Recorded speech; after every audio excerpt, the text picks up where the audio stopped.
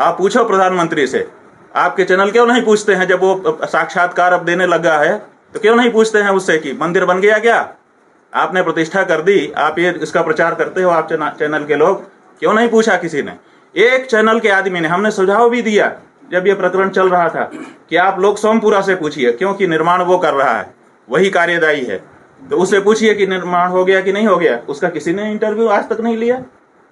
अब उससे पूछने पर बताता है कि 30% काम हुआ है, अभी तो 2.5-3 साल लगेगा। तो जब अभी मंदिर बना ही नहीं तो कैसी प्रतिष्ठा? मंदिर बन जाने के बाद प्रतिष्ठा होगी, सब उसमें राम भक्त सम्मिलित होंगे, भगवान की जय जयकार होगी, सब कुछ होगा। आप लोग जानो, हम तो ये बता रहे हैं, धर्मशास्त्र के अनुसार बता रहे हैं, अपने मन से नहीं बता रहे हैं कि मंदिर बन जाने के बाद प्रतिष्ठा होती है। मंदिर अभी बना ही नहीं है तो प्रतिष्ठा कैसे हो सकती है? चुनाव के बीच अब एक चर्चा शुरू हो गई है कि जैसे तीसरी बार मोदी सरकार बनेगी तो पीए को अपने भारत में शामिल कर लिया जाएगा। बीजेपी के कई दिग्गज नेता मंत्री इस बात का बयान भी अपनी चुनावी सभाओं में देते हुए नजर आ रहे हैं पीए को लेकर। भाई ठीक है ना, तो चुनाव के समय यही तो कहा जाता है, 1 के बदले 10 कहा गया था। एक घटना ऐसी बता दीजिए कि 1 के बदले 10 लाए गए हो, सिर्फ यही तो कहा गया था। आपको याद होगा, सबको बड़ा प्रचार किया गया था, 1 के बदले 10, 1 के बदले 10। कई एक घटना, एक बार ऐसा हो गया होता कि 1 को मारा गया होता और 10 को हमने मार दिया होता, एक बार ऐसा हो गया होता। अभी तक तो नहीं हुआ 10 साल में। उसी तरह से ये कहा गया था कि अमुक को मतदान, गाय को जीवन दान, ये भी पोस्टर लगाए गए थे, अभी आपके इंटरनेट पे पड़े होंगे। गाय को जीवन दान मिल गया।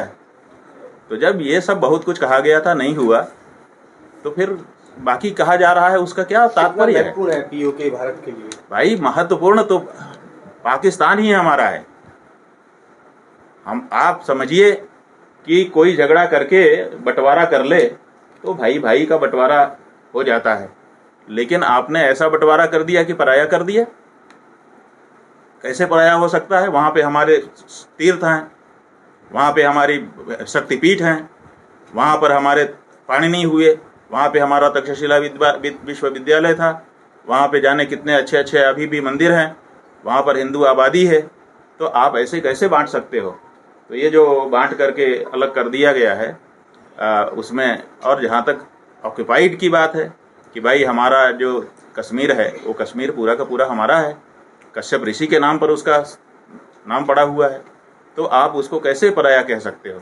इसलिए महत्वपूर्ण तो है हमारे लिए, लेकिन जो लोग ये दावा करते हैं कि हम ले आएंगे, उनके दावे के बल की बात यहाँ पर हो रही है। आपका विरोध नरेंद्र मोदी से है या उनकी नीति? हमारा विरोध गौ हत्यारों से है। हम हिंदू हैं और हम माँ कहते हैं जिसको। कोई भी दुनिया में जाति नहीं होगी जो किसी को माँ कहे और उसको काट काट करके उसके मांस को निर्यात करके उसका पैसा अपने खजाने में भरे। है कोई जाति? बता दो।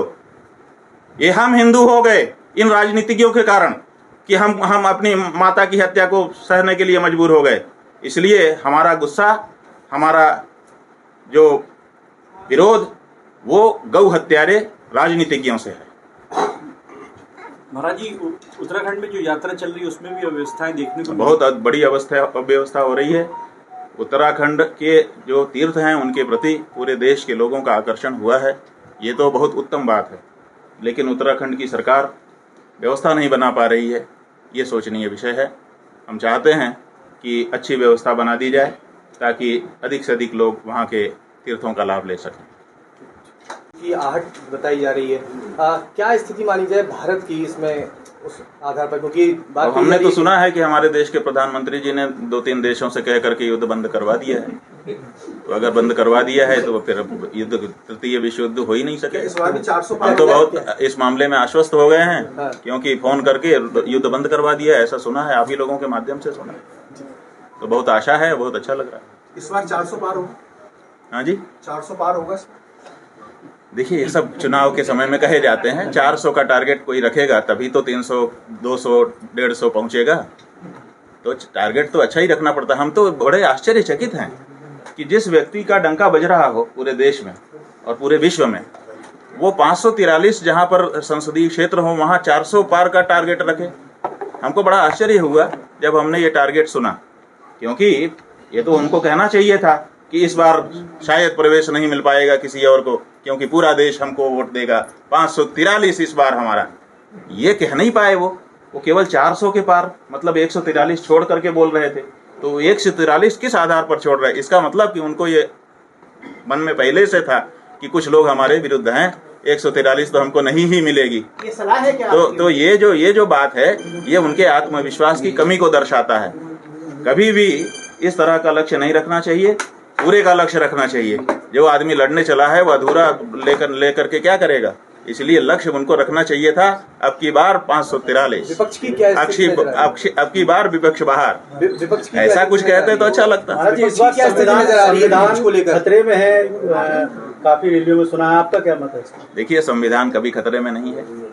संविधान में संशोधन जितनी सरकारें आई हैं सबने अपने अपने समय में किया है। 100 से अधिक संशोधन अभी तक हो चुके हैं। अगर कोई और एक संशोधन कर देगा तो बहुमत होने के कारण वो बहुसंख्यक आबादी की बात को उसमें सम्मिलित करेगा। संविधान तो इसलिए कोई खतरे की कोई बात नहीं है। खत्म संविधान कभी खतरे में नहीं है, और संविधान खत्म नहीं हो सकता, क्योंकि आपको जब भी राज्य चलाना होगा तो कोई न कोई नीति निर्देशक ग्रंथ चाहिए आपको। तो ऐसी परिस्थिति में कोई न कोई तो आप स्वीकार करेंगे किसी न किसी चीज को, तो जिसको स्वीकार करेंगे वही संविधान हो जाएगा। महाराज जी, कौन सा संशोधन होगा कि चुनाव का भी ना हो? हाँ जी, चुनाव कभी ना हो दोबारा, ये संशोधन होगा या क्या संशोधन होगा? देखिए, चुनाव कभी ना हो, 400 पार के बाद चुनाव कभी ना हो, ऐसा संशोधन हो सकता है क्या? नहीं, कुछ ऐसा नहीं हो सकता। इसी बुरे इरादे को देखते हुए तो ये आशंका जाहिर की गई। नहीं, ऐसा कुछ नहीं है। ये सब प्रोजेक्शन केवल डराने के लिए हैं लोगों को, ऐसा कुछ नहीं हो सकता। वन नेशन वन इलेक्शन के समर्थन में है भाई, वन नेशन वन इलेक्शन पहले ही तो था। जब हमारा देश आजाद हुआ तो उस समय तो सब कुछ साथ में ही हुआ था ना। लेकिन राजनीतिक परिस्थितियां ऐसी बनी कि एक जगह की सरकार गिर गई तो फिर मध्यावधि चुनाव कराने पड़े, फिर दूसरी जगह की हो गई तो ये हो गया। तो अब अपने अपने ढंग से सब चल रही हैं।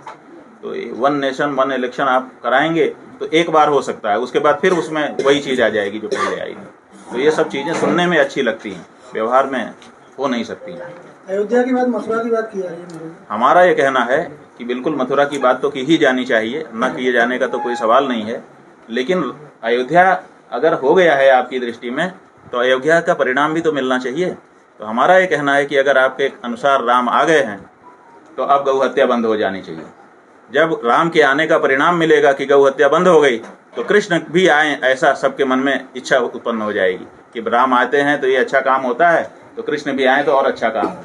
लेकिन राम के आने का कोई फल ही नहीं मिला, अब कृष्ण को भी हम बुलाएंगे, क्या मतलब है? ठीक है, पत्रकारों के लिए कुछ कहना चाहेंगे आप? देखिए, हमारा ये कहना है कि नारद जी को आप लोग पत्रकार के रूप में संबोधित करते हैं, तो नारद जी का जो चरित्र है उसको भी आप लोगों को पढ़ना चाहिए।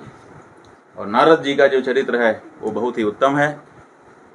वो केवल खबर यहाँ से वहाँ नहीं भेजते हैं, बल्कि किस खबर का क्या परिणाम आएगा और समाज में उसका क्या प्रभाव जाएगा, इसका भी विचार करके नारद जी यात्रा करते हैं और यहाँ की बात वहाँ बताते हैं। तो ऐसी परिस्थिति में नारद जयंती के अवसर पर आप पत्रकार बंधुओं को हम खूब खूब शुभकामना देना चाहते हैं और चाहते हैं कि नारद जी को अगर आपने पत्रकारिता का आदर्श बनाया है तो हमें कोई आपत्ति नहीं है, लेकिन नारद जी की जो लोक कल्याण की भावना है उसको जरूर आत्मसात किया है। अंतर्राष्ट्रीय पटल पर देखने में आ रहा है लगातार युद्ध जो है अलग अलग देशों के बीच। अगर आप ये वीडियो YouTube पर देख रहे हैं तो हमारे चैनल को सब्सक्राइब करें और बेल आइकन को दबाना ना भूलें। अगर आप Facebook पर ये वीडियो देख रहे हैं तो हमारे पेज को लाइक करें।